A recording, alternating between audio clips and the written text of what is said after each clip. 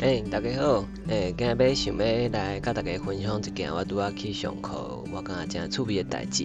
今日我嘛去北港甲阿公阿妈画图，我今日画的是白灵犀，画的时阵我就咧甲因讨论白灵犀伊的外形有啥物特性，就讲头重脚轻安尼啦，就是个身躯较大，伊较足露的，露个幼长长安尼时阵就有一位阿嬷甲我讲，老师这都叫做啥物啥物，伊讲3个字啦，意思就是讲形容头重脚轻的意思。我讲好，安尼我等者爱下课时我爱搁找伊去甲录起来，因为我之前无听过。所以我下课时我就搁走去找阿嬷讲，阿姊，迄落你拄仔讲头重脚轻的迄个3个字，迄是安怎念？